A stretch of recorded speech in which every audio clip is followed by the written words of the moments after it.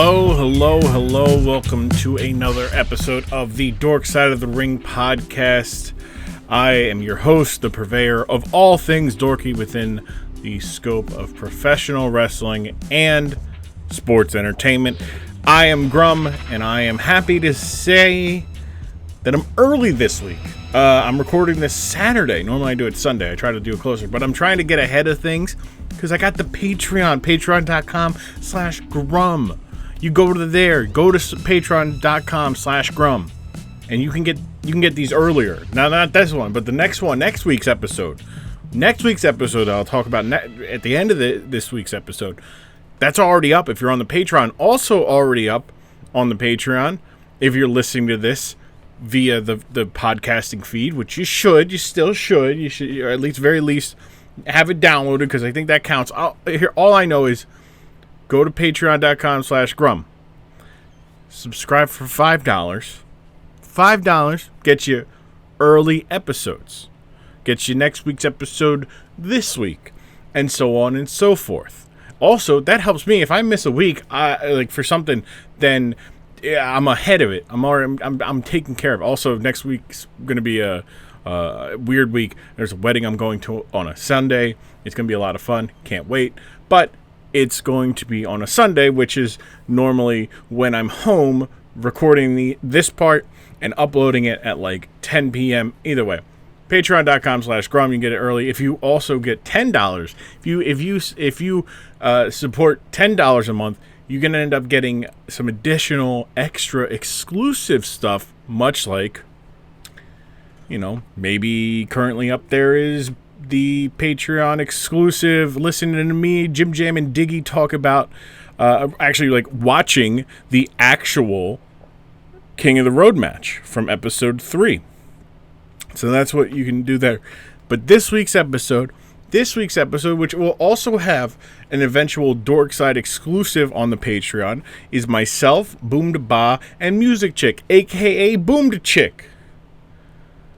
We're doing Isaac Yankem. That's right. Old mayor of Knox County, Glenn Jacobs, formerly known as Kane, formerly known as Fake Diesel, formerly known as Isaac Yankem. We're gonna go over his debut promo, or vignette, I guess, and then also watch his Summerslam 1995 match against the old evil dentist. It's 95. Yeah, 95, because it was Mabel. Yeah, 96. 96? I don't remember. Hold on. 95. No, it's 96. Come on, Grumm, get it together. Look, you know what? Here's the problem. My brain is not doing good. I had a migraine yesterday. I wanted to do it Friday night, but I'm doing it Sunday morning. I have 11. I'm not used to this much sleep. It's mid to early 90s. But it's against Isaac Yankem, Bret Hart, Isaac Yankem. That's the match that we watched. So that is also included in the future Patreon stuffs. This is embarrassing because I should have already told you. It is 95. I was right. I'm gonna leave this all in because I was right the first time. So I want you to know I spent like 30 seconds trying to figure it out. 1995 SummerSlam against Bret Hart, Isaac Yankem. That's what we watched as well. So that's also a lot of Nickelback talk. So if you're into Nickelback, this is the podcast for you. If you're not into Nickelback, this is also the podcast for you, because we don't talk very wonderfully.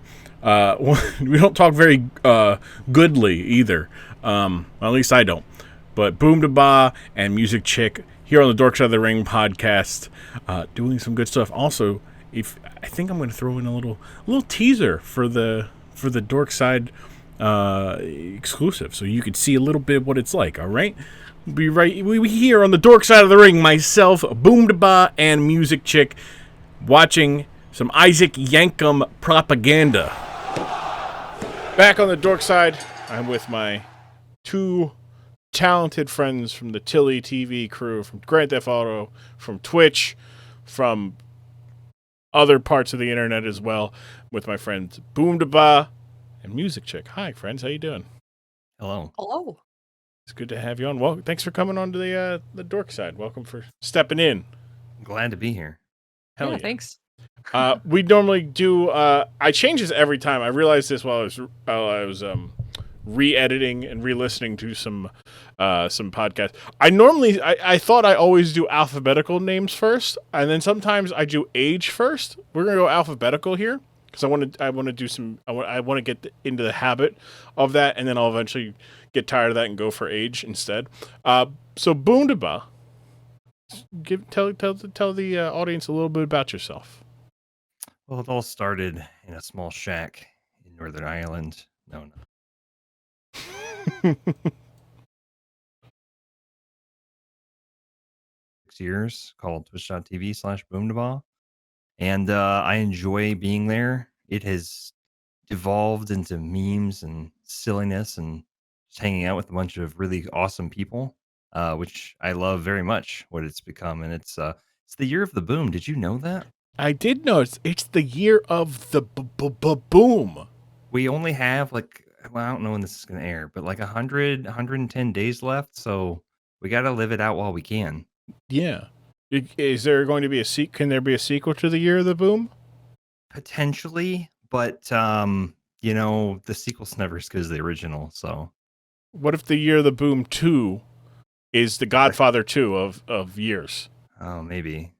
Year of the Boom 2 Electric Boomaloo? Is that what it's going to be? I like it. Okay, I'll think about it. Maybe. We'll see. Muzi, otherwise known as Muzicchik. Tell yourself a little bit about the tell yourself a little bit about the audience. Tell the audience a little bit about yourself. I'm Twitch.tv's Muzicchik, and I've been on the Twitches for about 5 years. And I like music, if you didn't guess. I am a musician, but also I do other things, and it's been a blast so far. And that's about it. I mean, there's really not much to say other than humble. The two of you humble. By the way, Muzi. Fun fact. Yes. Muzi is the composer of the lovely sound of music you hear at the start of every episode. Yeah, it's a true story. Yeah. So the Dork Side music, I remember fun story about that. I forget. I was just talking to people and I was like, I kind of just want what do I epitomize of dorky wrestling, and I think of early to mid 90s of WWE, and it's the Raw theme where it's this unrelenting drum set with a siren, but then and screeching noise, but also the WrestleMania traditional WrestleMania do. So I send it to Muzi. Muzi goes, "What the fuck do you want me to do with this?" Basically, I was like, "Oh no, I'm not a musician. I mainly." The WrestleMania theme, but could you add some of the, Raw secondary elements? And he's like, "Let's see what I can do." And 6 hours later, popped it out. Incredible stuff. It's a mashup. I made a mashup. It's a good mashup too, because I had people. I remember when I first showed it, because I was so happy with it. I was like, "Holy shit! Look, everybody! Look what my friend made! Look what my friend made! My friend can make you stuff too." If her commissions are open, which I think they are, but also if you pay me, I can ask her for the price, and then I'll have her commission it for you, and this. And then people are like, "Damn, that's so good." I was like, "Yeah, it is, and it's mine. It's technically Muzicchik's, but it's mine." No, it's yours. You paid for it. This is true. But no, I think it's a collaborative effort. It's both of ours. Yeah. Also, the two of you, I can't believe neither of you took the opportunity to plug your latest creative endeavor. It's because we're so humble. I know. Incredible. I would have, it's the first thing out of my mouth when people ask me to, on their podcast, tell them, well, I got my own podcast called Dork Side of the Ring Podcast. And then, the Twitch comes second.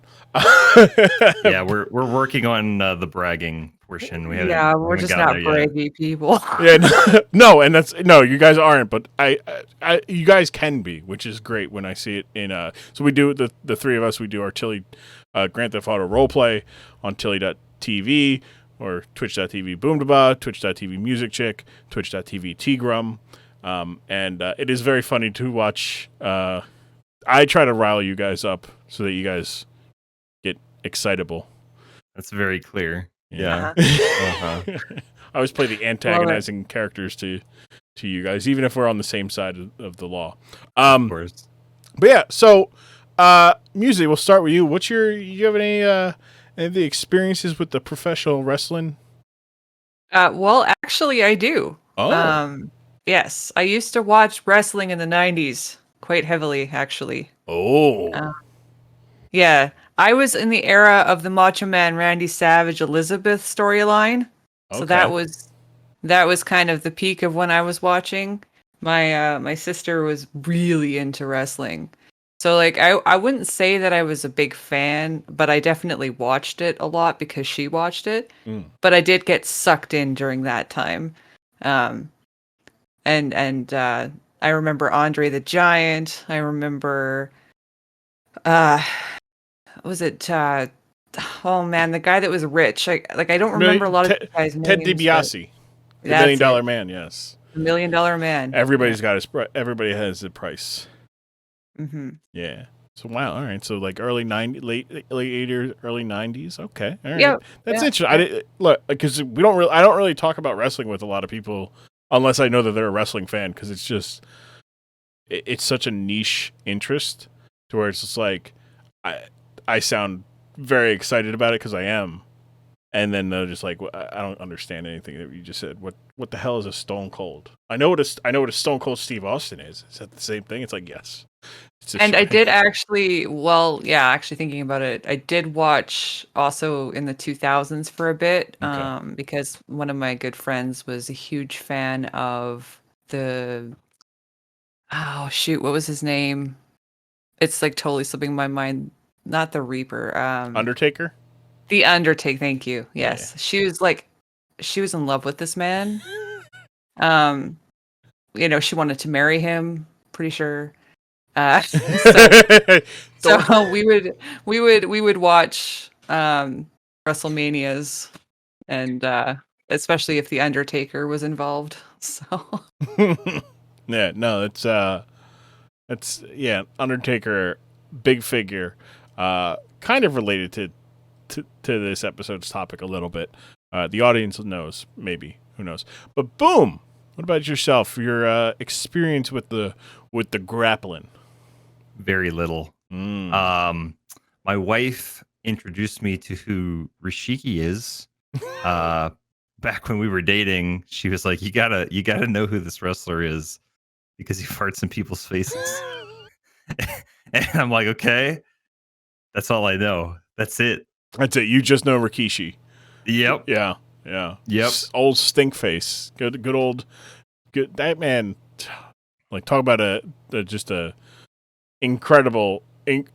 That's a career gimmick of just like I shove my ass into people's faces. Like that's. I mean, why not? Like it's just he could probably charge people decent amount of money to show up to a wrestling event and stink face like the local bad guy, and people will be like, "Yeah, Rikishi, stink face," and it's just easy money. Definitely, for sure, easy money. But no, he's part of a very large and important legendary family as well, which is like just the connected tissue of professional wrestling of just like, oh yeah, like he's The Rock's cousin. It's like, oh, that's cool. Like what? And I knew that. Yeah, he's The Rock's cousin. Currently, one of the biggest stars in professional wrestling, Roman Reigns. It's his uncle, technically, I guess, because his cousins are Rikishi's sons, so that makes him an uncle, right? Yeah, I think so. Yeah, but his dad wrestled and retired before Rikishi ever started really wrestling in WWE. It's a very the timeline of families is just very wide scale. Yeah, okay, so Musi might have an idea because what we're watching is from 1995, but Musi may have been out by then. Oh, I would have been 3. Oh, same. Are you Yeah. calling me old? No, not direct, not Not- on purpose. not on purpose. Not on purpose. No. Okay, so I teased you guys a little bit in the DM. Said you guys hope you guys like dentists. So I'll ask, any terrible, horrific, or just bad experiences with dentists, or good experience? You know, there might be a good one where, like, you know, you had no cavities and they said, you know what, as a treat, you can have this cake. Either of you have a good? I don't have a good one. I have bad ones. I've never had a cavity. What? I've never had a cavity ever. That's impressive. So you're good at brushing your teeth. That's what I'm hearing. No, that's actually the funny part is I could go a full 6 months between visits and they're like, oh, I'll brush like, you know, like a day or two before floss. And they're like, oh, you're doing really well. I'm like, thank you. I think I just have innately clean teeth. Oh. Do you not also is your diet good? Like, do you not eat a bunch of sugary stuff? It depends on when you catch, like, if you're asking me like now, present day, no, I'm terrible. I eat so much junk. But like, I didn't eat like a ton growing up, really. Okay. I don't think. But I wasn't super healthy either. So I think I'm just lucky. I don't know. Blessed. Yeah. I've had nothing but horror stories. Yeah. Well, the worst one was when I was pregnant. I had an abscessed tooth, Ooh. and they can't give you anything when you're pregnant after a certain point. So they pulled the tooth out with no painkillers or any numbing or anything. Oh. Uh-huh. Oh boy. I left like imprints in the armrests of like me digging into it with my hands. I can imagine. And they asked me to politely to stop screaming because I was scaring the other patients. It is truly the stereotypical like nightmare story of, but from the other, like when you're like in a, like all the TV shows, like shows like that first time you go to a dentist as a kid and it's like you're hearing screaming and you hear the drilling. That was music. Yep, 100%. That's brutal though. Like, it was awful. Yeah, it was nightmare inducing. Because you probably also couldn't have like put it off either. Like, no, I was in so much pain. Yeah. Like the toothache was so bad, and they couldn't give me any painkillers for it. You know, they said, well, we can give you antibiotics, and then you can come back. But like, I couldn't bear the pain anymore. So I'm like, just freaking pull it. Just pull it. And of course, like, I didn't really know what I was in for when they started pulling it, and I felt everything, and I'm like, oh my god. It can't be that bad. It's only a tooth. I remember when I pulled out teeth as a children. Like, it can't be that hard. No. No, I think Musi officially took the spot as toughest guest ever on the Dork side of the ring. I don't think any guest I've ever had could, like, I'm sure from now on I'm going to ask them if they could withstand having a tooth pulled without anesthesia, or Novocaine. Like, just be like, no, can you just like have a tooth pulled out of your mouth? Do you think you can do it? No. All right. Well, then you're not tough. Sorry. That is that is the line for tough. But yeah. Wow. It's fucking. Like, I'm just like in awe. Like, it's just like because I couldn't. I don't know about you, Boom, but I absolutely numb me up. Absolutely not. Put me under. I don't care if I wake up in a puddle of my own drool. Like, I'm not staying awake as you. Wouldn't recommend it. Would not recommend it. No. The worst I've had is like I had a like the dentist tech, like the person who comes in before the dentist, like legitimately cut my gums. Ooh. And then have the audacity to tell me that I'm not flossing enough. I was like, "What? My mouth hurts because you legitimately cut it." Like, it wasn't a super deep one, but like it was obviously a cut. And I'm like, "Are you serious right now? Like, you went horizontal." Like, you're like, what the hell? And like the dentist came in and was like apologizing for them, and I'm like, I'm not mad that they cut my gums. Shit happens. I'm mad that they had the audacity to tell me that I didn't floss well enough.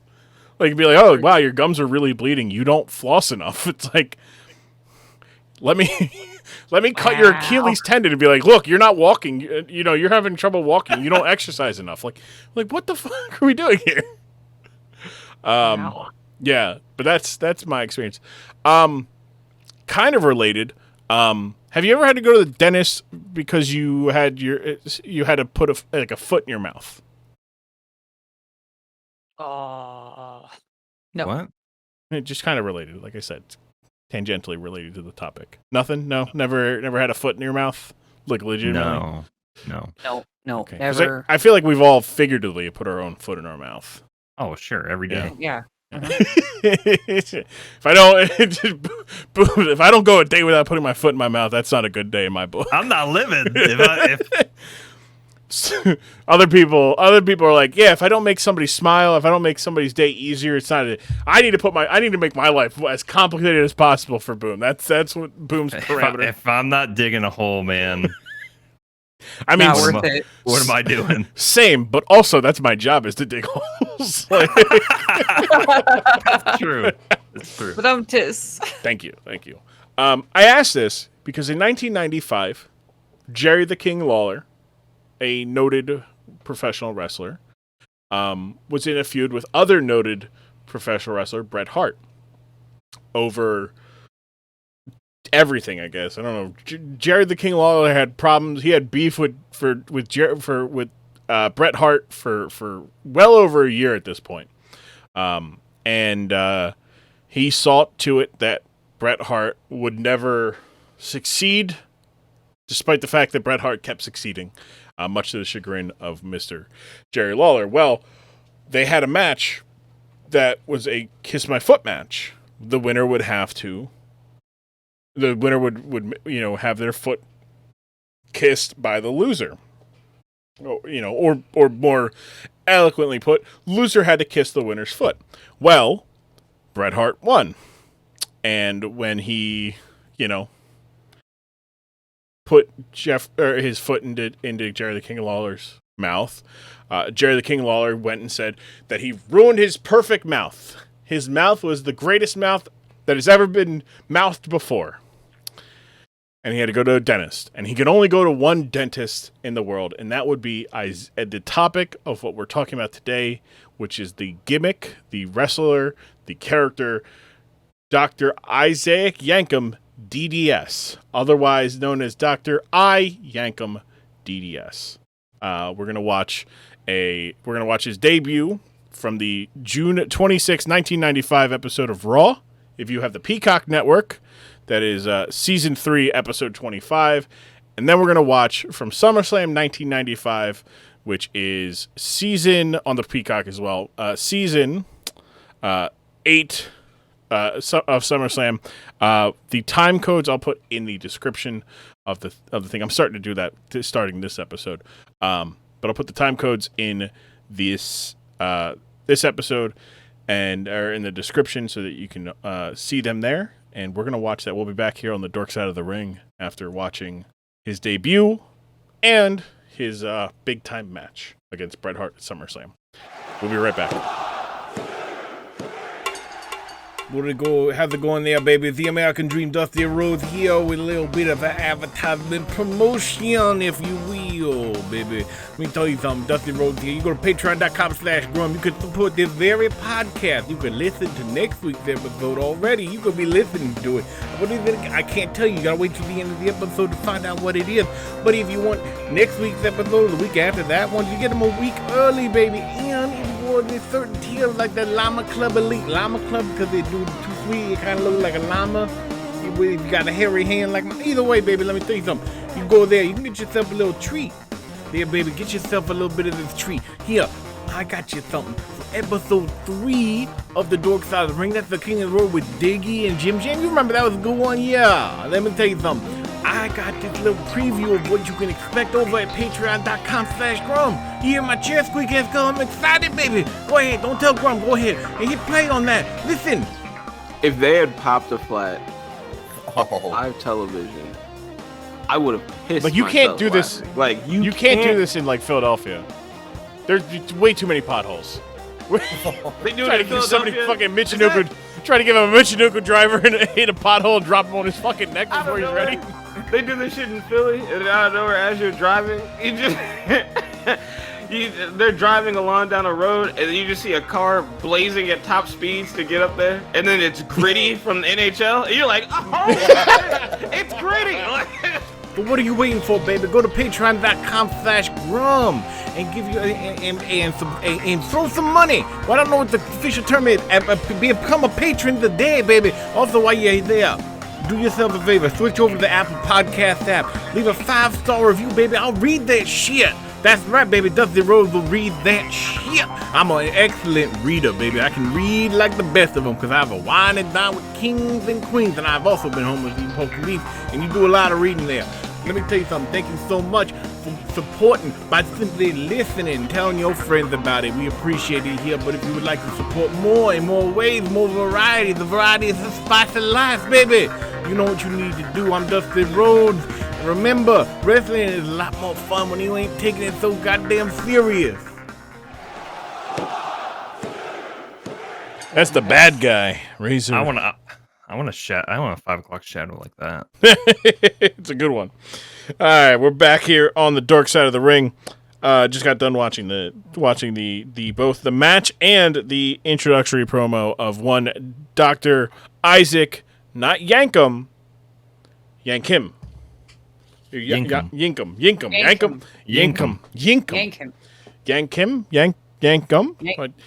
No one could. Jerry Lawler was correcting people and he could never get it right. That's the best part. We're back. Boom. First impression from what you just saw. Oh man, that was so much. There was so much going on, and that was my first real probably time watching WWF. So I was enthralled. Okay, Musy, what about you? It was fun watching that again. Like I hadn't seen that specific match before, but I don't know, it just brought back a lot of memories for me, so I really enjoyed it. Yeah, it's good stuff. Like it's the thing with like the mid '90s is like none of it is like over the top, like memorable, but like they're absolutely, Pure tackiness, you just appreciate. Yeah, you get to enjoy the presentation of it all. Like you just get to see, like from the start, right? Like from the start of the match, like the promo that introduced them, with Jerry the King Lawler outside with gauze in his mouth, basically being like, "I'm gonna have permanent halitosis from your feet," Bret Hart, which obviously not brought up in the promo is that he also had his own feet in his mouth, and he was intentionally in the build up to the match against Bret Hart at King of the Ring in 1995 was that he was purposely making his feet stink. Like there was a thing where like they kind of had it in the video package where his feet are out in the open, they look disgusting and green. Like I think there was a thing where he like put his feet in like some slop, like he just like some pig slop. He just put his feet in there, let him sit there. Maybe like rubbed his feet with like garlic the one time. Almost like it's a long way to get to the point that your feet are disgusting. You could just say that your feet are disgusting. You gotta commit. Yeah, I get. You know what? Look, no one ever said Jerry the King Lawler did not commit. Nor anybody in Memphis. Memphis wrestling is historic for going over the top. There's a story where Jerry, an opponent of Jerry the King Lawler was so. I think it was Superstar Bill Dundee. I think it was. I'm not sure. Off the top of my head, but he wrestled Jerry the King Lawler for Jerry the King Lawler's title. If he won, he got the title. If he lost, he would cut his hair. And he had long, luscious hair. So everybody's like, "Oh, he's gonna win the title." Because no way he's gonna cut his hair. He lost, so he cut his hair. Comes back to next week. I'm putting my wife's hair on the line. It's like, Oh, he's definitely gonna win because they're not gonna actually shave his wife's head. They shaved his wife's head. Like that's talk about a ride or die. Like I don't like. Ow. She's just like, I love you so much, and I believe in you that I will let them cut my hair. Yeah, rubbing your feet in like garlic. The permanent halitosis puts three pieces of gum in his mouth while he's doing the promo, and then the toothpaste. And if anybody listening knows what the toothpaste is, that was like a red shiny toothpaste in like the 90s, please let me know because it's bothering me. Like I could probably Google it, and I probably will at some point. But I would like for it to be known. I feel like it had to be like a cherry flavor or something. Something right? weird like that. Like it was just red. Also, it's an interesting because it immediately made it look like his mouth was bleeding. Yeah. I was like, good Lord. But yeah, so after the promo recapping the story at SummerSlam, Dr. Isaac Yankem comes out to the most obnoxious dentist drill sounds of all time. Yeah, like, that's. I'm Nope. just, it's just like, oh boy. I was telling for those of you again. I don't know if this the in between stuff, the recording of the actual over the match will be included in a future extra or whatnot. But I said I was worried about after Musi told the story of the tooth pulling and whatnot was oh boy, am I going to accidentally trigger bad memories and just ruin Musi's time. Thankfully, Musi is, as I said before, one of the toughest guests ever on Dork Side, so that was not the case. But comes out with the box, and like, Boom immediately noticed it, called it out. Like, who? Like, he's a legit dentist. Like, he came out with a dentist box. He had the bag. He had the magnifying glass. I've never seen one like that either. Like nowadays, they've got the glasses with like the little things that come over. No, this was a giant like visor. Like they had to have made it custom, right? Like there's no way there's something that big for like he's got a big head. He's a big man. I don't know, man. It looked like something that someone would normally use. Yeah, but I feel like they made him. They had to make him custom though, right? Because like, yeah, maybe. I feel like his head is just too wide. There's probably not many 6'10" dentists out there. No, I can't imagine there Fair are. Point. Like, I think about like how big my head is, and like I wear with all the hair I have now, I probably wear an 8 for a hat, and like, I can only imagine what somebody who is 8 inches taller than me is. Their head has to be much bigger. Theoretically, yeah. Yeah. Like, I have to get glasses special. Not every pair of glasses, but some I do. Yeah, he comes out. Bret Hart does a promo where he's like, I don't care if you're a dentist, I'm going to beat you. It's like, I hope you're going to beat him. He's a dentist in your mind. Like, if you lose to a dentist, that's a problem. Like, you're a dentist. Like, imagine, like, what would be the worst... The episode that just came out this past week, we were talking about worst occupations to fight. What would be the worst to lose to? Like I feel like I feel like a dentist or veterinarian might be because like vets are probably vets are probably a little tougher because like they deal with animals, so they probably have like this really cool like underrated amount of strength because they have to like settle dogs down and cats, and they probably have to deal with cat. Their pain resistance is very, very high though, very high. Receptionist maybe. Yeah, that'd probably be the worst to get your ass beat. I was thinking proctologist. Yeah, they kick your ass, and when they kick your ass, they also tell you you need to get that checked out. Hey, so while I was whooping on you, I noticed a mole on the inside of your cheek. Should probably get that looked at. We need to come to my office. We can biopsy that later for you. Just like, proctologist pretty bad. I want to say like a painter, but not like a landscape painter, like somebody like Like an artist like a stereotypical artist. with the beret. Yeah. They smoke the skinny cigarettes, like Yeah. yeah. That would be pretty bad. That'd be pretty bad. That's a bad look. Like, you're just like, wow, what happened to you? I don't want to talk about it. And then, like, your friend who was there was just like, he got his ass whooped by Pepe Le Bitch. Like, Well, any musicians out there would probably agree that getting whooped by a bass player would be pretty bad. Oh, boy, bass players take it. I think that's the second time bass players have been the butt end of a joke on the Dork side. I'm used to it.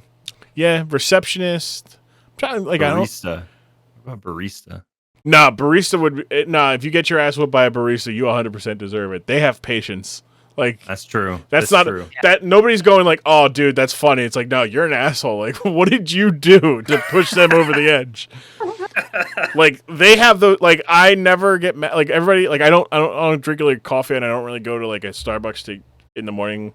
Or I go to Dunkin' Donuts in the morning, and I'll get stuff, but like it's not like my name.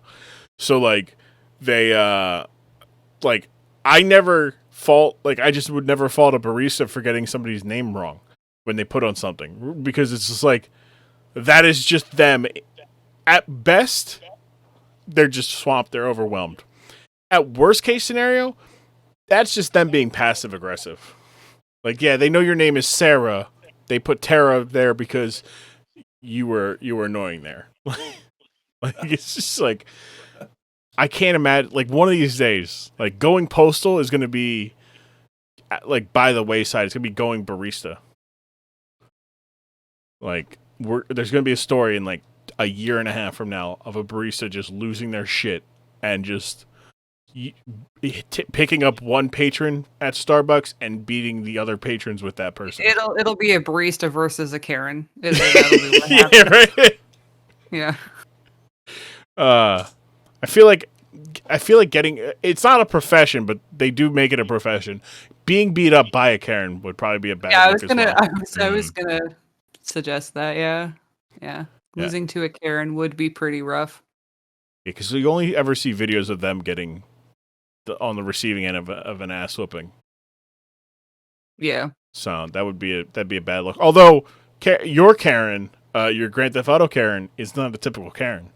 No, I did that on purpose. They do all the ass whooping, and they deal with all the bullshit. So it's just like, it's very funny. Yeah. I like the oxymoronicness of it. Yeah. Yeah, I think those are probably the worst occupations to get beat up by.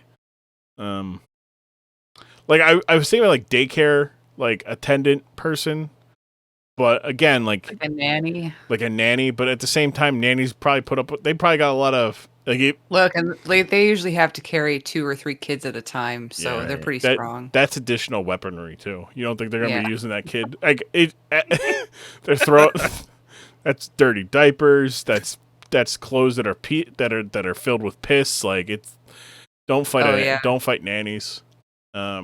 We talked about this on the episode with Dan and Soapy of the Morse Code. We talked about like the turnpike attendants. Oh yeah. Like, I think that might also be, now I'm thinking about it, like they don't really do anything. They just sit there for the majority of their day. Like, kind of like the reception idea where they just like, you know, sit at a computer. They just sit there. The phone. Yeah, like they don't really do anything physically demanding. Like, atrophy is a risk because of the amount of time they're just sitting at the spot. But at the same time, like, you know, like that's not they're automating. You know, at least here in Pennsylvania, they're really automating the turnpike system and toll booths where you're not really dealing with attendance anymore, for better or for worse. Because, like, you know, you don't want to see people, but at the same time, it's like, do you really need, like, somebody counting out, like somebody who's the asshole who's giving like $17 on a $16.49 fare. Like, just tell them to keep the change. Don't ask for your change. It's 51 cents. You really like? Great. Tell them it's a tip. Thanks for dealing with bullshit.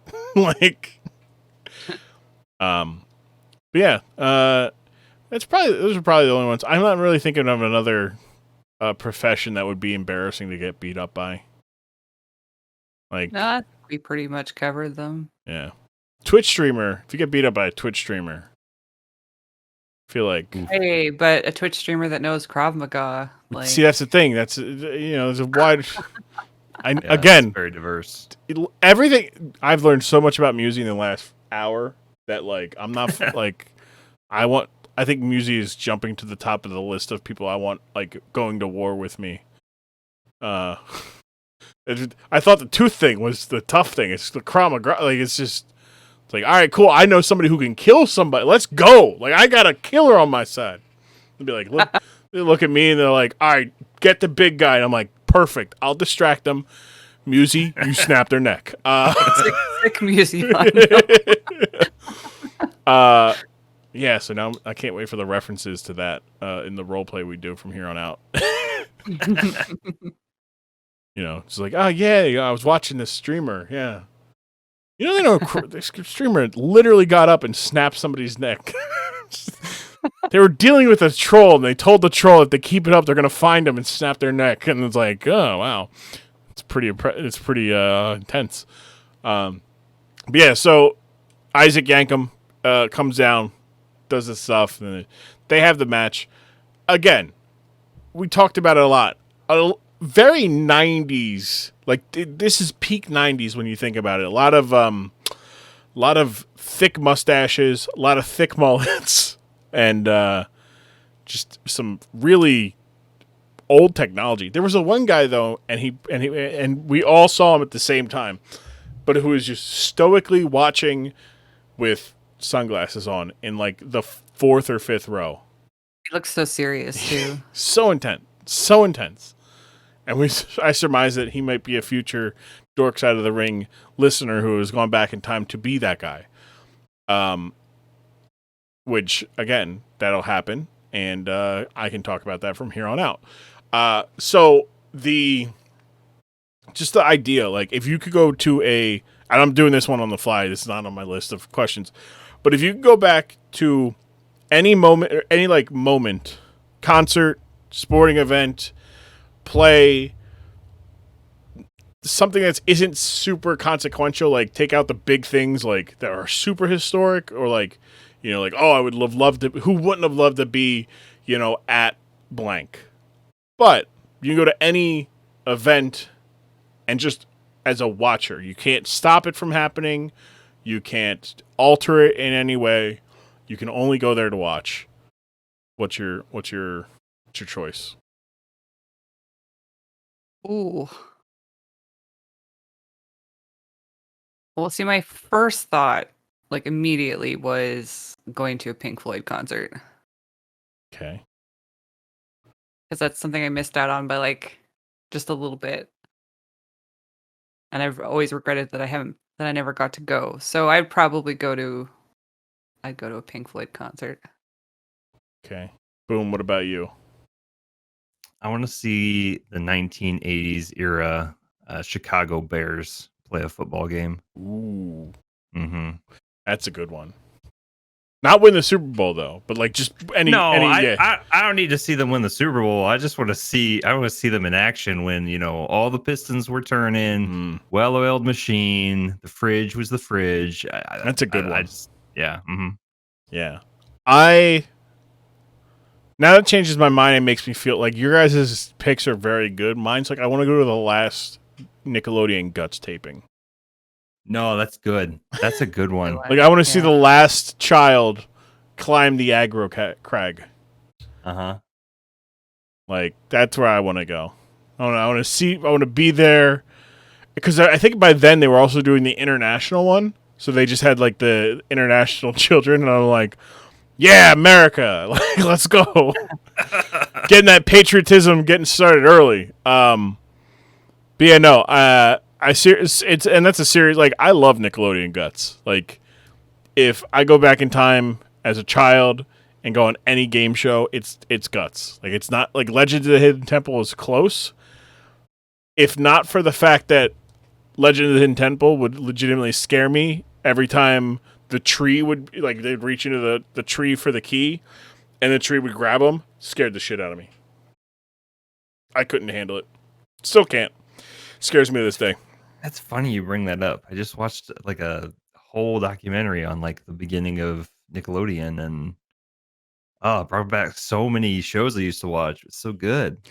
And it's around. This is around the time, like, what we watched is like the peak of like Nick like games shows. Like, you have Double Dare.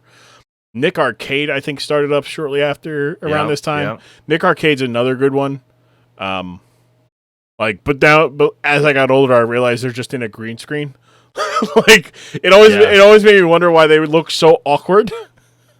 Like, why do they look so awkward? Like, running. Like, I don't understand. They're in a green screen. That's why. So that wouldn't be as fun. Double Dare, the original Double Dare, when it was just two people. Like, now I'm thinking another question is, like, who's your ideal Double Dare partner? And, like, I've, like, just, like, obviously, like a celebrity, and I'm like, I kind of want Joel Embiid of the 76ers to be my partner. Like, he's 7'2", like, close to 300 pounds. And the idea of him slipping and sliding, covered, and just having a good time covered in slime is a lot of fun to me. But Double Dare was great. Family Double Dare was a lot of fun, too, obviously, because it was just like, you know, you get to see these dads and moms slip and slide, and the kids are, like, trying to hold it together. Yeah. Mm-hmm. Trying to do the brunt of the work.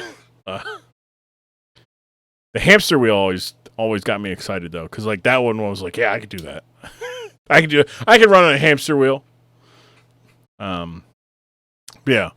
It's just peak time. The 90s were, like, I know, like, every like group has their nostalgic, like, oh man, the 80s are like, oh dude, you weren't there for the 70s, they're great, you know. And I'm sure, like, I talk about like the 90s, but like by the time I was actually old enough to remember the 90s, like, it was 99.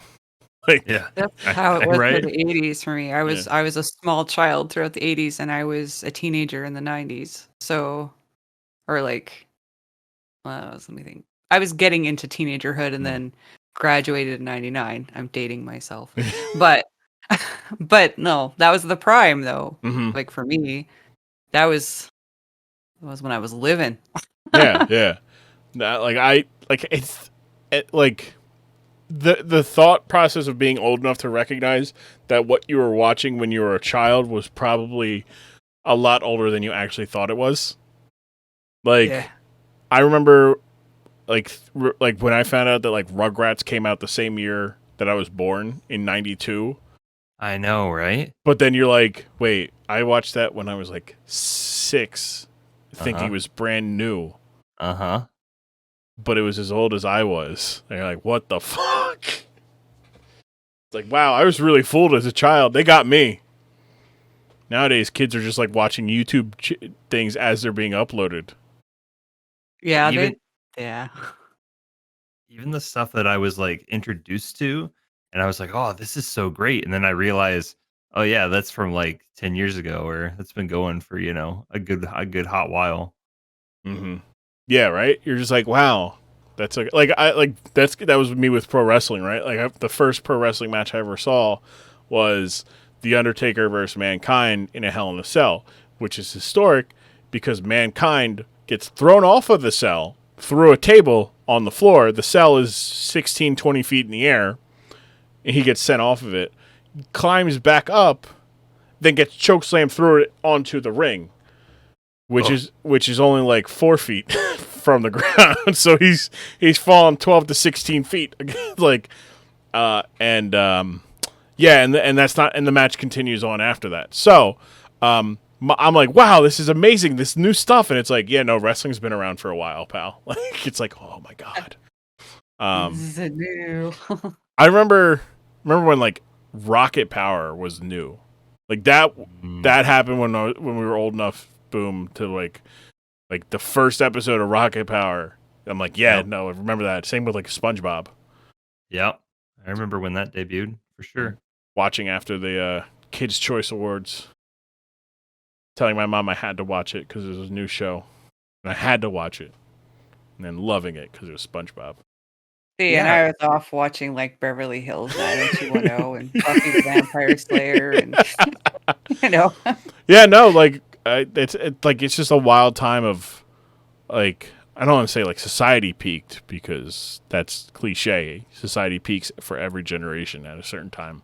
But like, you know, the only two times I could think of the society peaking is when SpongeBob had debuted, and when Damn Franchise Boys dropped Riding Rims music video. That's the only two times that society peaked for me. It's like those are the top two contenders. Yeah, I like just the thought, like the nostalgia, like you were saying. I know for you, the nostalgia was probably stronger, Musy, due to the age of just seeing like the disposable cameras and like, because I feel like they were still being used a bit, like when I was old, but like by then people had been getting the, you know, the real cameras, and you know, like you do the Polaroids yourself, and you're like, you don't have to have them developed. Well, yeah, as digital cameras started to become more mainstream, there was no need for the disposables anymore. My mom still like, I remember going to weddings and everybody would have a disposable camera at the table, and you know, then you'd give it to the couple at the end so that they could have all the pictures. That was a thing. And I remember buying disposable cameras to use, you know, when we went on trips and stuff. I feel like now I kind of want to I want to bring it back. The disposable camera? Yeah, I want to bring it back. It's not practical at all, but I want to bring it back just because because that sounded like a lot of fun. Like having it, like, think of it as like I don't know, like the wedding, right? And you're at your wedding, at every table, every seat, there's a disposable camera. Everybody gets a disposable camera. Take pictures of the party, of everything, and leave it here.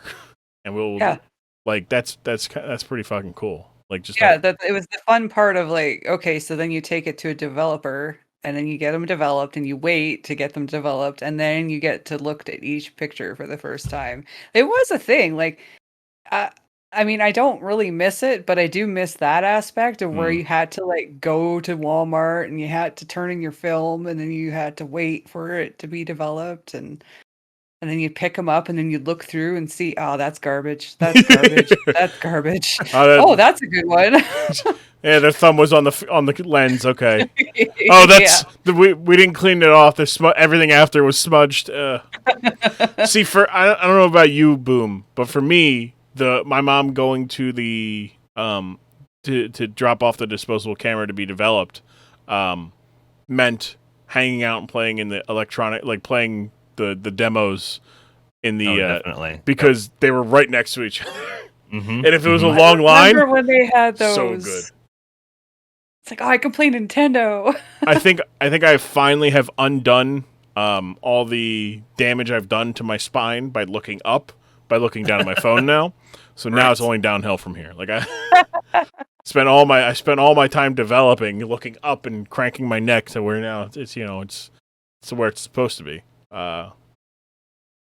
Kids, real boomer energy here, but kids these days, they ain't have it like us. They got these fancy demos and on their phones that they can play, and E3, to watch live as it happens. Nah, you didn't know about video games until you went and you watched somebody else play the demo on the PS2 at the Walmart.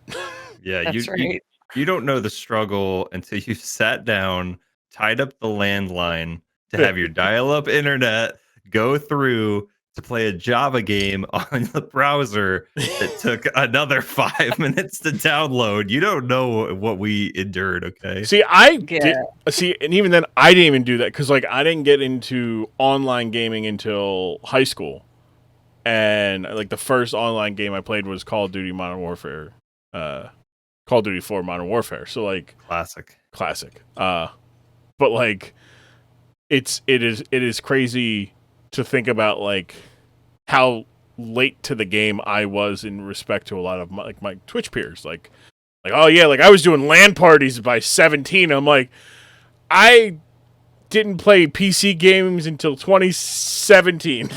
It's like, and I didn't switch permanently. Okay.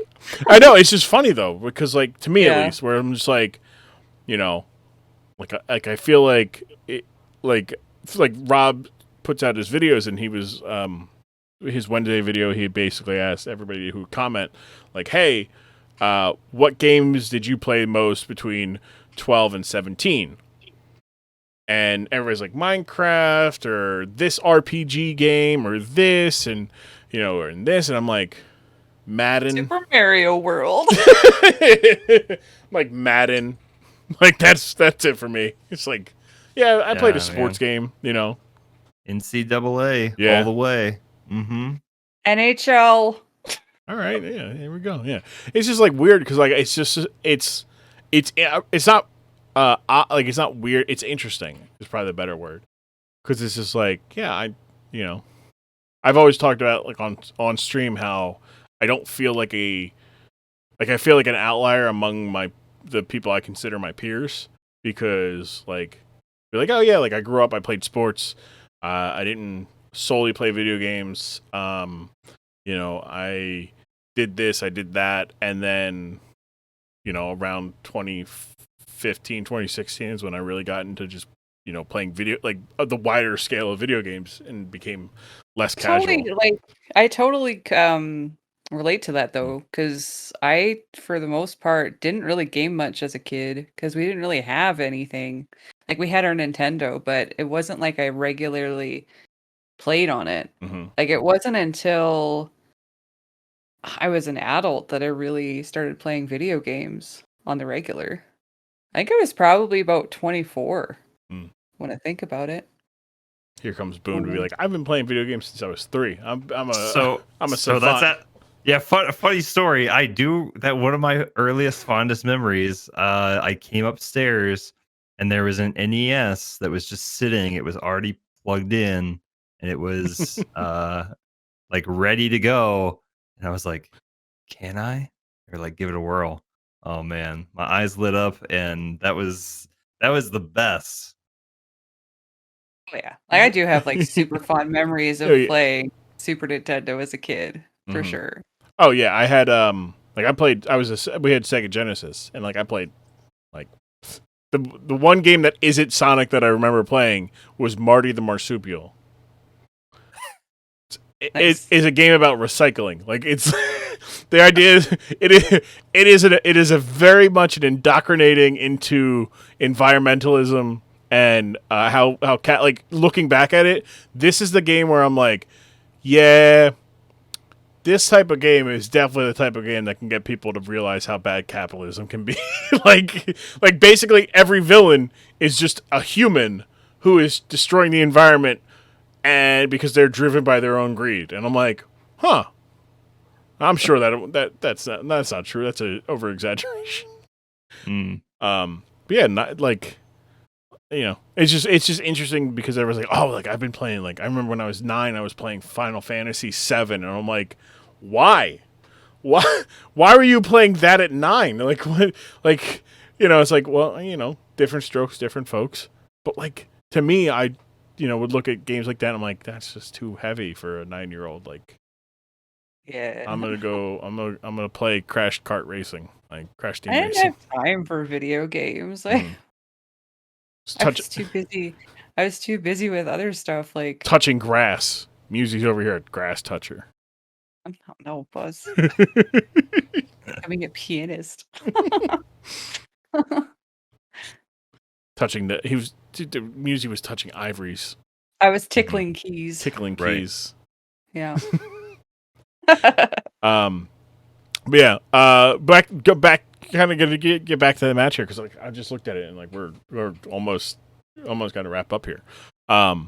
The two things that stood out from the actual match, is how young in terms of like in ring, Isaac Yankem really looked. He's 28. He's only been wrestling for about 3 years.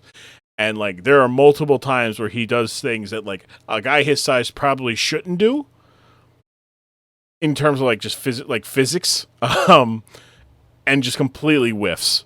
Like there's the music with the drop kick or the leg drop from the top rope. Yes. Yeah. But he's like, that's a lot less impactful than I thought it would be. It's like, yeah. There's a couple other things where he's just off like by a second, or he's like afraid to actually put in weight there. But the other thing that really stood out to me was just how from like 0 to 60, how fast Bret Hart went from like, all right, like I'm gonna try to beat this guy to fuck it, I'm gonna beat this guy up. Like he hog ties him around the pole and then just starts stomping on him. Yep. And like good. like just 0 to 60, and then obviously the finish of the match, like Savage. Yeah, just stick his head. He gets his head stuck between the top and middle ropes, and they're trying to pull him and yank him out, which is on a little on the nose, but it's just like wow, that's just ridiculous. Yeah. Definitely wasn't expecting that as the ending. Right. Yeah. No, you're expecting an actual match to end. Sharpshooter, or the guy maybe slams him down. Nope. No, that's it. But yeah, some fun facts about the Isaac Yankem and Glenn Jacobs here. When he went to WWE and they hired him, they had him in a limousine. And he's like, yeah, I've never been in a limousine. This is great. But they tell him that he was going to be a dentist. But the way they do it is Vince asked him, was like, have you ever been afraid of going to the dentist? And he goes, nope, never. No, it doesn't bother me. And Bobby Heenan, legendary commentator, manager for WWE, basically would tell the same joke about a wrestling doctor named Isaac Yankem. And they're like, that's going to be you. You're going to be that. And he's just like, I'm going to be a fucking wrestling doctor? What the fuck? And so everybody was just like, just do it, make it good, make it as best as you can do it, and they'll get you something better soon. And he just kind of, he would later, they ended up having a match later in the fall in a cage match, and he would lose that one to Bret Hart. I'm reading his stuff. He ended up, he was on TV through the next April, and then never really was seen on TV again. Would come back that next year as fake Diesel. So Diesel at the time, the champion, who has the very muscular guy in the picture that I sent you, would leave. He left WWE the following year, and there was like a lawsuit going on. He was kind of pretending to be Diesel still, and they were going to in a different company, so they were suing him, and they were proving him that they have the IP. So all to prove in a courtroom that they had legal ground, they basically rebranded a man as a different guy and acted as if they were the same guy, which obviously they're not the same guy. Everybody saw through it. Very, very Grand Theft Auto roleplay of just like, it's Colton. That's definitely Colton. It's like, no, it doesn't even sound like Colton. Doesn't even look like Colton. What are you talking about? But would later become Kane, and have a 20-plus year career as Kane. and now is the mayor of Knox County, Tennessee. So that's been it's a wild life for old Glenn Jacobs. Indeed. And Bret Hart would continue to be really good at wrestling, get concussed, have a stroke, and be incredibly and justifiably bitter at professional wrestling because professional wrestling took his younger brother, took some of his other family members, and took his enjoyment for life and whatnot. But he's still kicking. He's still enjoying. Now he's enjoying life. But yeah. So it's a. I imagine, like, Muzi, you're Canadian, so I imagine Bret Hart. Yeah, that story was very huge. Yeah. Back when it all happened. Yeah, I feel like that's because, like, I know when he went anti-American, pro-Canada. I know they did some shows in Canada. They started touring in Canada, and like Canadians came out in full force and like booed anybody not from Canada. Like, if you were not from Canada, it didn't matter if you were anti-America. It doesn't matter. You were getting booed. Yeah, I remember that. The patriotism in Canada was very strong in the 90s because of Bret Hart. Yeah, probably. I meant to ask that earlier because that was on my list of like, all right, Muzi's Canadian. Ask Muzi about Bret Hart. Because like, yeah, it's a household name. It still is. Like if anybody were to say the name Bret Hart, I mean, aside for probably young people, they probably wouldn't know. But anybody like that's around my age or a little bit younger, or a little bit older, would know exactly who that is. Yeah, I always find like because like the privilege of being in America, where it's like we are America, we are important, but it's like here's a guy from the country. We're just gonna he's the guy. I always find that I find that like an interesting. Well, Canadians don't get a lot of icons. So you guys got Wayne Gretzky. Well, yeah, but I mean, Bret Hart, Justin Bieber, Drake. Yeah. No, Ryan Reynolds. Ryan Reynolds, Brian McAdams. No, I'm saying like, but like those people though are all icons, and everybody knows who they are. Even Justin Bieber, even though we hate him, secretly, as well as Nickelback. Oh boy, yeah, Nickelback. I forgot Chad Kroger's and Nickelback's Canadian. Yeah, Chad Kroger is also a household name, but also everyone hates him. So it's just it's rough that my guy Chad. Like, first your name's Chad. Yeah. Second off, you just made easy. Like, he just made easy art and just kept remixing the same song, and somehow it was bigger every time. Like, I think that's why everyone hates him. But he's not a bad guy. No. You know, didn't he marry Avril Lavigne, who's also a Canadian treasure? Or Avril Lavigne's body double. We're not sure. Well, yeah. It's one of those. I think I feel like it's one of those. I feel like that's one of the more benign conspiracy theories. Is that like that she's been replaced by a body double, which is a lot better than she died and was replaced, like the Paul McCartney one. Yeah. I actually hadn't heard that one, but really lines up. Yeah, I hadn't heard that. Wow. Yeah. Paul McCartney. The theory is Paul McCartney died. Oh no, I knew about Paul McCartney. The Avril Lavigne. Oh no, they just replaced her. The music industry literally replaced her. They just hired somebody else who looked like her. But yeah, that lines up. Checks out. Yeah, it's like, well, at least they didn't kill her. You know, that's they have the means, I guess. You know. But yeah, no, like Nickelback. You know what? I'll say it. I enjoyed Nickelback. I did too. The first 100 times I heard it. You know, I appreciated it in the beginning, but when it was on every single time you got in your car or wherever you were, it was always playing. And it's just now, whenever I hear that cursed song, "This Is How You Remind Me," it reminds me of how much I hate it. So here we are. That's not even the song that comes to my mind. Which Rockstar? No. Photograph. Yeah. Uh-huh. Yeah. Like I'm just trying to see like Nickelback's like because like I feel like they all were the same song. Like they were all up until like to that like the Long Road. They're all the same song. Mhm. But yeah, How You Remind Me, Never Again, like they're the same song. Like I will never say a bad word about Chad Kroeger because of the song Hero from Spider-Man as a child was just like too good. True. Now wait, now I'm on the Wikipedia. In 2002, Nickelback released their first DVD live at home. On August 19th, an incident occurred while the band was performing at the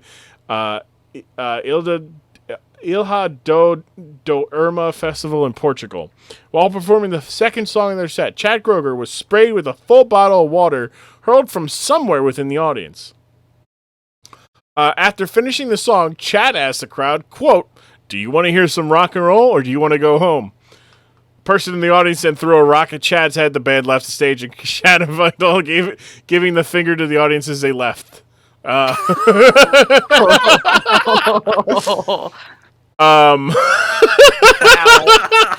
That's in 2002. That is when like they were sick of them by year 3 of them existing. Like, god damn. Holy shit. That's something. Said no, get the fuck out of here. And now we are forever tainted with them as Canadians. Yeah. Oh boy. Yeah, and then All the Right Reasons came out in 2005, and that's where it had as 5 top 20 singles: Photograph, Saving Me, Far Away, If Everyone Cared, and Rockstar. 3 of them became top 10 singles. Good lord. Good It's rigged. lord. That's right. Yeah, if there's ever I'm guessing Photograph, Rockstar, and Far Away was the top 10. I'm trying to think of what the third top 10 would have been. But let's see. Top 10 charts. I'm trying to see where US Billboard. Yeah, it hit number 8. Far Away. Good lord. The idea that like year 3 of it, like, I guess not year 3, but your third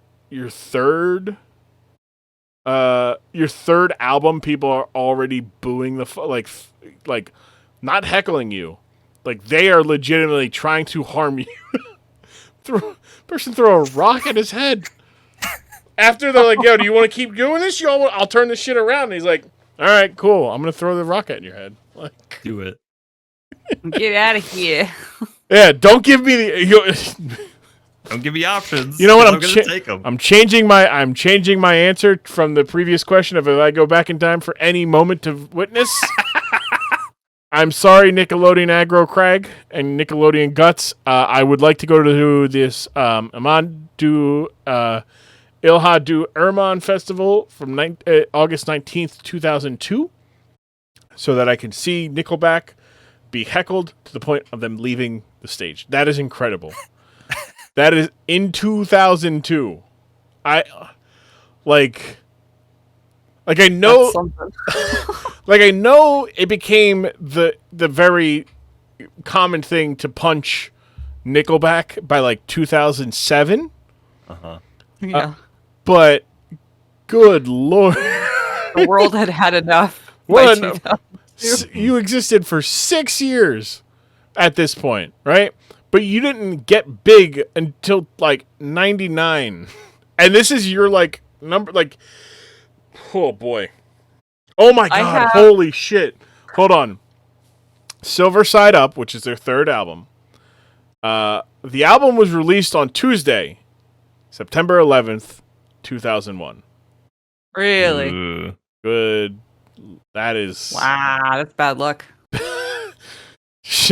Imagine going to sleep on that Monday, like, and you're like, you're Chad Kroeger and you're excited, can't wait to wake up tomorrow, and you're the biggest story, and you wake up and tragedy has happened, and like, hey guys, my album's out. you can't. Yeah. Imagine No. somehow it sold within its first week. 177,000 copies. Wow. That's That sounds like an impacted number, though. Yeah, like I feel like it could have been more. Like it's one of those things of like anytime there's like a tragedy, you know, any empathetic person withholds like today's not the time to talk about me. Today's not talk like. At what point do you say I want to talk about my like? Yeah. Like what's the statute of limitations after a national tragedy that you can promote your own art again? Like I feel like you know, after Kennedy had like Kennedy when he was assassinated, the NFL kept going. They didn't take time off. They kept going. And the commissioner of the NFL, Pete Rozelle, was fucking raked over the coals for it. They're like, how dare you? The entire country is in mourning, and you're going to sit here and you're going to play a game? You're going to televise a game? You're not going to take time to mourn with us? I was like, okay. And like after 9/11, then NFL Commissioner Paul Tagliabue was like, that's not going to happen to me again. We're going to take some time. We're going to skip this week. Like WWE was in Houston. They were supposed to tape a show on that Tuesday, and they pushed it back, and they I think it was like Thursday or Friday, or Thursday, because SmackDown was on Thursday. They did a live SmackDown from Houston, and they're the first, all because Vince McMahon 100% wanted the ego boost of being the first large gathering post 9/11 because they champion it so much now. It's like, oh, like remember WWE was the first large gathering post 9/11. Like, good lord, like, wow, Vince. Wow. Yeah.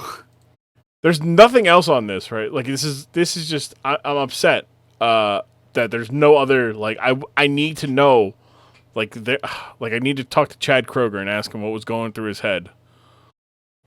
Because rock, apparently. That was the following year, all right? God, it's all downhill. It was all downhill from there, right? They record. Yeah. They record. Wait. Okay. So around 2001, Chad Kroger started, quote, studying every piece, everything sonically, everything lyrically, everything musically, chord structure. I would dissect every single song I would hear on the radio or every song I've ever done well on a chart, and I would say, why did this do well? He said that How You Remind Me sold so well because it was about romantic relationships, a universal subject, and contained memorable hooks. Yeah, no, Chad Kroger deserved to have a rock thrown at his head. That's just, come on, that's pretentious. That is incredibly pretentious. How about you just copied what you knew and just did it and yeah. you got lucky? Yeah, we're just going to do it again and again and again and again and again. It's bound you found a one formula. Time. You found a formula that worked, and then you copied the formula over and over and over again. That's what you did. That's what you did there, Chad. Good lord, I can't. They're doing it. It's. It pisses you off though because you look at people like Chad who got super super famous off repetitive songs, and I make repetitive songs and I'm not famous. So what the hell? What the fuck? Don't worry, Musi. They're still working on their 10th album. Okay. So there's still hope that they'll reach out to you, and they'll ask you to join them in their repetitive. They're gonna ask you to not make your repetitive music, but make their repetitive music. Gotta respectfully decline before they offer. Thanks, Chad. Appreciate it, but where's the lack of Canadian? See, Boom. That's why Canada. You know, they don't have many icons. They don't stick together, you know. Not like America. We stick together. Yeah. Never has America been, you know, ununited. We've always been the United States of America. Never at war with each other. Nope. Never have. Nope. Nope. Never in the past. Never in the present. Certainly not in the present. There's nothing. Nothing dividing this country. We are united on every indivisible. Indivisible, baby, you know? Mm-hmm. Yeah. One nation. One nation. Oh, yeah, one nation. Good for you. Good for you. I can't say it with a straight face. Can't either. I can't. No. We're still trying to kick Quebec out of the country, so... Quebec's trying to get kicked out of the country, too. I don't understand what the hang-up is.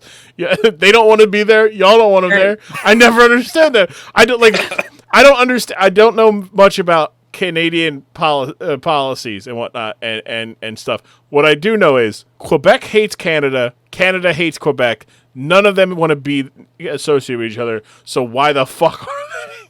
Because every time they do a vote, for some reason, Canadians go, you know what? I think we want to keep them. Like, I understand Montreal is a big tourist city, and technically Quebec also is like half of Ottawa is in Quebec, which is fucking weird. It's a very odd thing to me. I've been to Ottawa a couple times. It is very odd. Because Ottawa turns into Hull, if I'm not mistaken.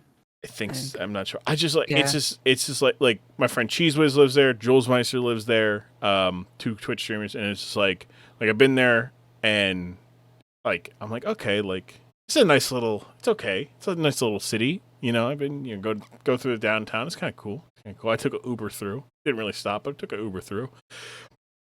And I'm like, all right, and they're like, yeah, this is you're in the Ontario half, and I'm like, is this like post World War II Berlin? Like, is it like have to be? Is this like in Ontario? Because I'm like, I thought it was in Ontario, but this half of it is in Quebec. What the fuck?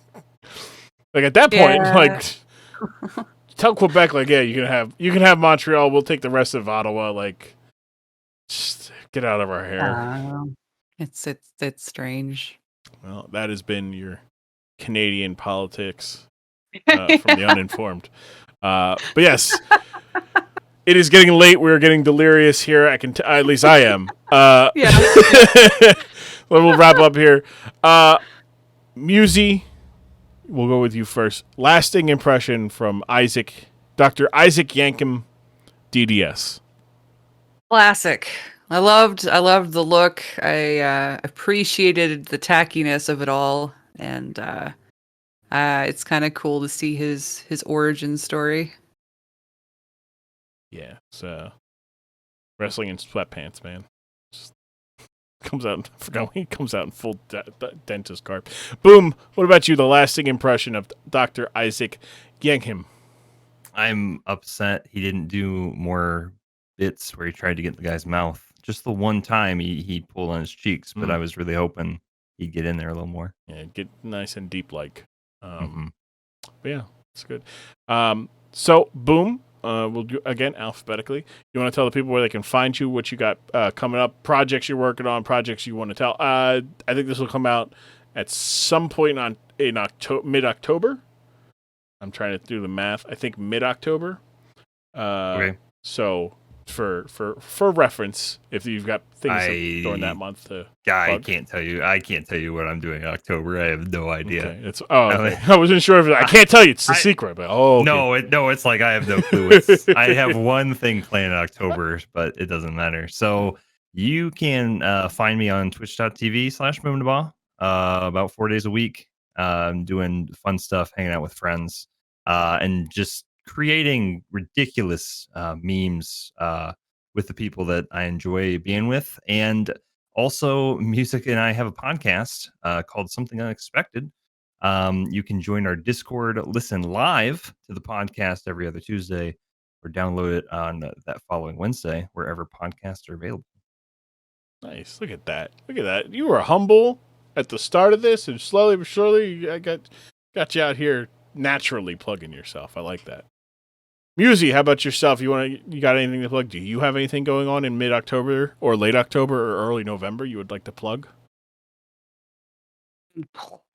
I don't know specifically what's happening in the future, other than I'm currently still plugging away on the Crystal project. So look for new stuff coming out on YouTube. It's youtube.com/Muzicchik. And also the podcast with Mr. Boomdabah here. The Boomdachik podcast, something unexpected. And you can find me on twitch.tv/Muzicchik. I'm around at least 5 days a week doing all sorts of weird things, and sometimes music, and sometimes just talking.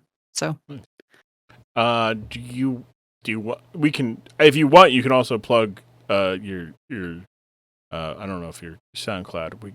I can scrub this part, but if you want to let people know might be interested in listening to some of your music, where can they find that? Yeah, you can find me soundcloud.com/musicchick. I have a bunch of music on there, and I add stuff regularly. So There we go. Thank you guys for coming on. I appreciate it. It was Thank you good. for Thanks for having having us. us. Fun time. Like I said, I said before. I said I don't do a lot of pre-show like note work, because the people I have on are naturally good talkers, and we can just riff about anything. Like, I did not expect to talk about Walmart electronics section Yeah. today, which is good. But yeah, guys, go follow. You can follow them on their Twitches. It's Boomdabah and Muzicchik. The spellings of each names are in the title or in the description. And good fun. Also check out their podcast. Again, that's Something Unexpected, and you can find that, like the Dork Side of the Ring, anywhere podcasts are available. Thanks for coming on, guys. thank you. Thanks. Where else can you find such scintillating conversation and learning things about Nickelback?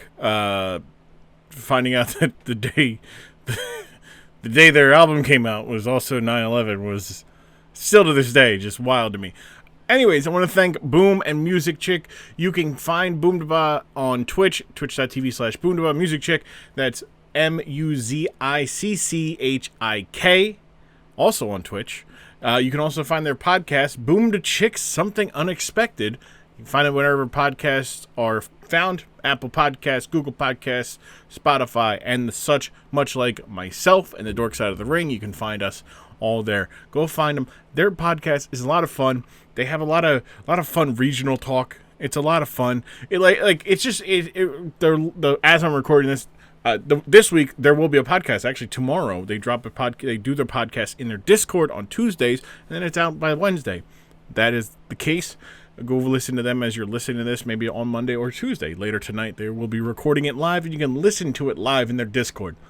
Those are my friends, so be nice to them, you sons of bitches. No, I'm kidding. Be nice to them. I'm kidding about calling you guys sons of bitches. Look, the sons of bitches that are listening to this today on Saturday, y'all are some Patreon sons of bitches. You guys are also going to listen to next week's episode. Next week's episode is available already on the Patreon. Next week's episode is myself. I collect the rest of the Grapple guys, Aaron and Luke, Broads and Aaron. I just know Aaron is Aaron. Solaroid, Vic, Mr. Martin. One half of the Morton Bros. Morton. One half of the Morton Bros. Jesus Christ. My brain is just wired today. 11 hours of sleep will do you some good when you don't normally get that much. Thank you guys so much for listening. But yeah, what am I talking about? I'm already jumping ahead. Scatterbrained. Not good. Next week, myself, Aaron, and Luke, the two of the three Grapple guys. Jim Jam's the third. We've had Jim Jam on before. We'll have the three of them on together again.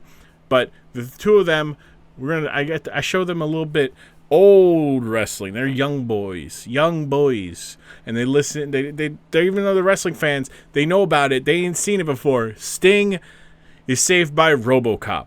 So we watch that. We make fun of it and talk about the late '80s, early '90s fits of the time. Good episode. You can listen to it right now. Available for listening in your earballs on patreon.com/Grumm. Also there, if you want to, if you're not already a patron, $10. That I believe $5 will get you the free one. $10 will get you the free early. 5 is early. 10 is early and exclusive. We get you heard a little bit about it today. The Jim Jam and Diggy watching. The clip was actually from the King of the Road match while we were watching it. So do yourself a favor if that interests you. Go ahead, check it out. There will be also other things there. There's more than just that. It's not just about the podcast. My streaming is there. My YouTube videos will be early. Also, you'll be credited. All that fun stuff there. Patreon.com/Grumm. If you would like to continue listening and supporting free as you are, that is fine as well. In fact, I love it. I love it just as much, equally. I appreciate the support in whatever form it may come. But if you would like to support a little bit more for free, go to the Apple Podcast Store, find the Dork Side of the Ring, and leave a 5-star review. You leave a 5-star review, I will read it here on the podcast, and the podcast will be better rated. That is also trade-off for you put words to how you enjoy this podcast, and you get my love, and podcast becomes better rated. That's fair offer, I think.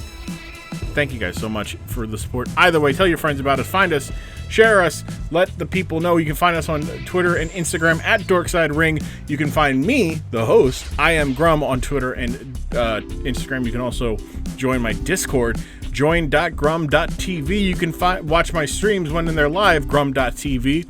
And that's what we got there.